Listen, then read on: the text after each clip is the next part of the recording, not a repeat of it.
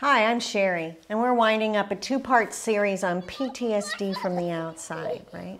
This is for the lovers, the parents, the children, and the friends of someone who is or has been a victim of trauma, right? Last week we talked about the whys and the behaviors, but this week I want to talk about the hows.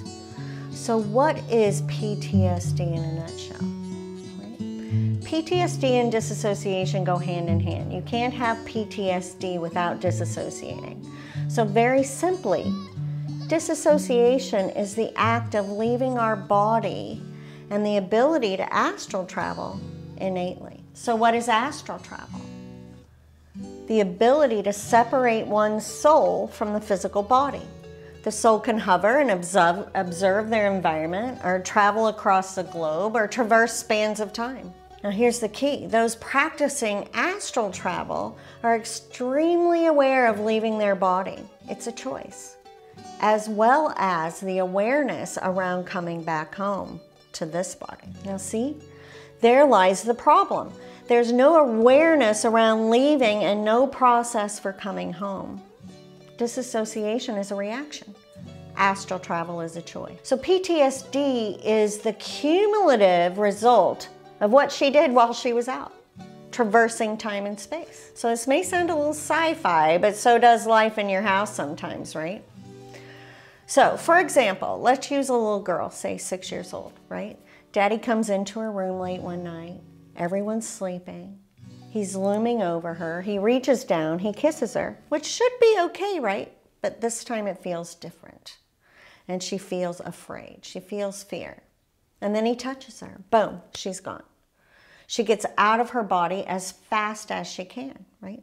Now, some people have memories, much like the astral travel, of watching the situation from above for a few minutes, but then nothing, right? Nothing. So what happens in this space of nothingness, right? There's no research around what happens when a person disassociates. We're only attached to the laws of nature when we're here in our bodies, right? Now back to that little girl. There's no programming to process what's happening to her right now. She's out of her body because this scene has threatened to blow circuits. So she encapsulates it. Just like your body encapsulates infection or creates a cyst, right? So she creates a cyst on her timeline. Now we're going to come back to it, but there are molecules, her molecules, left behind in this cyst.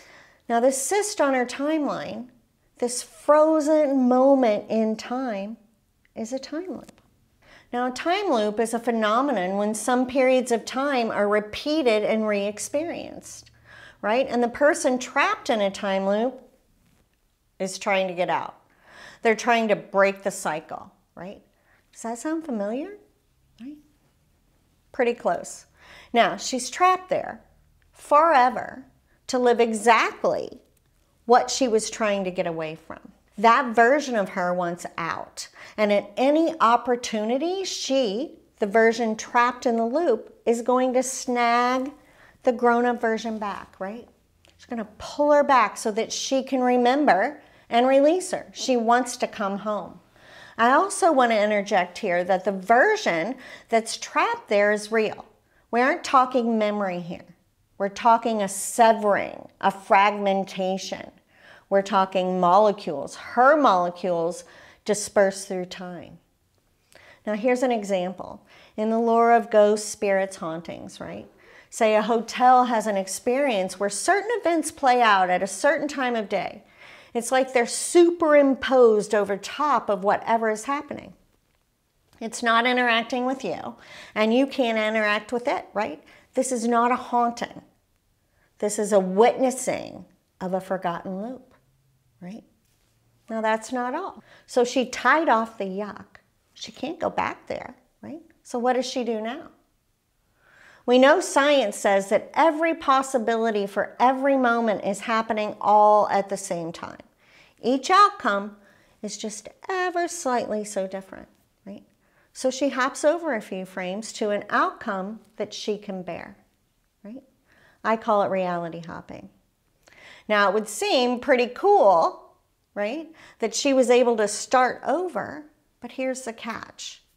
She's starting over without the information to make a new choice. She knows something bad has happened. She remembers the beginning and the end, but something feels really off, but she doesn't know what, right? Now, I can actually remember coming down into being in my bedroom as a very young child, right, after a beating. I must have been told to stay in there because I'm kneeling with my knees right on the threshold.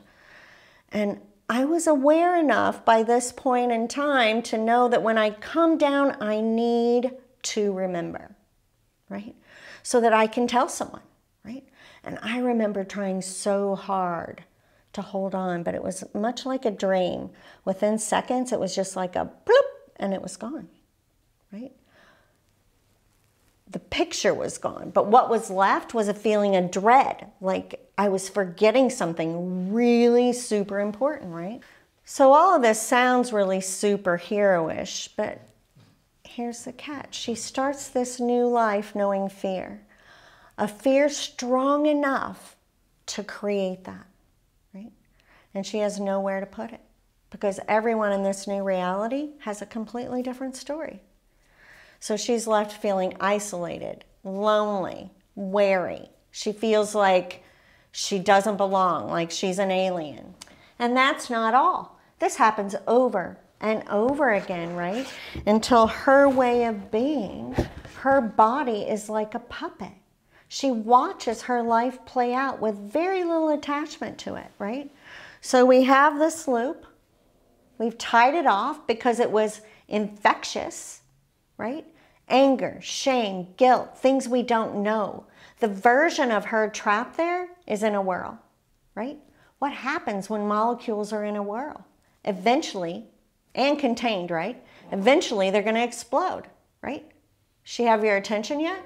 She's trying real hard, right? Back to these molecules.